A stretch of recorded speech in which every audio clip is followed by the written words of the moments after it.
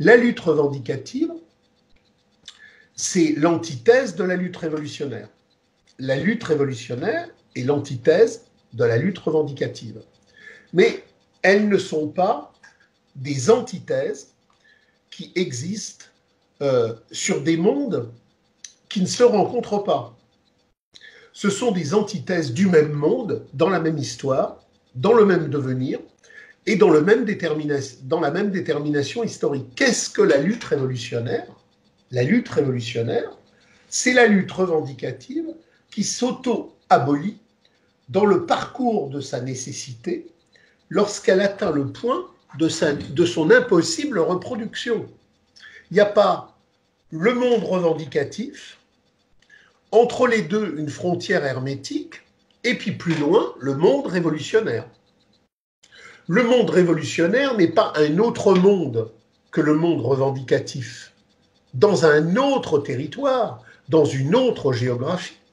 Le monde de la révolution sociale est le même monde que le monde du revendicatif, en la même unité historique, mais où la contradiction dialectique jaillit dans l'automouvement de l'autodépassement. C'est-à-dire que toute l'histoire du prolétariat, dans ses formes revendicatives comme dans ses formes révolutionnaires, nous montre que le moment où a lieu un surgissement révolutionnaire, c'est le moment où la pratique revendicative bute sur elle-même.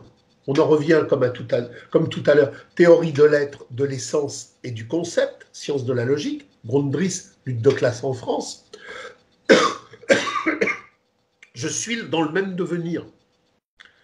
Il ne peut pas y avoir de lutte révolutionnaire dans un temps où l'essor du capital permet d'activer de manière infinie le réformisme possible de la reproduction infinie du réformisme possible, infini dans son possible, possible dans son infini.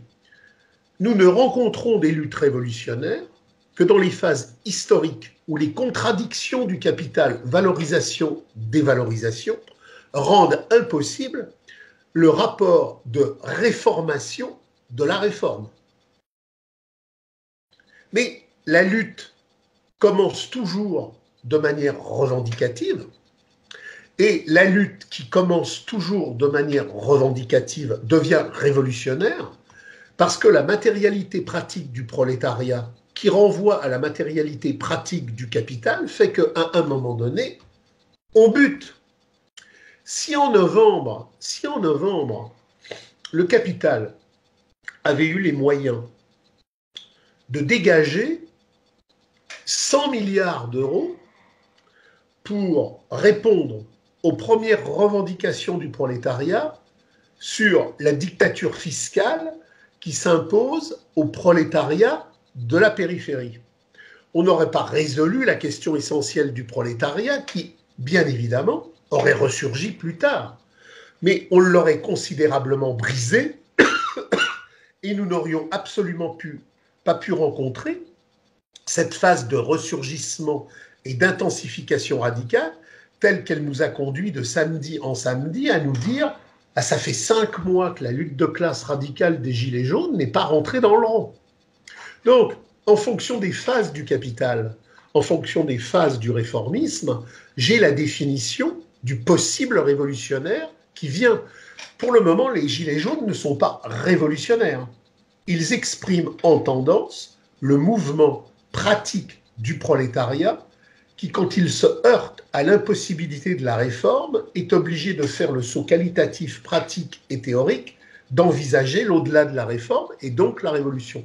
C'est le capital qui, dans sa crise, transforme le prolétariat réformiste en un prolétariat révolutionnaire.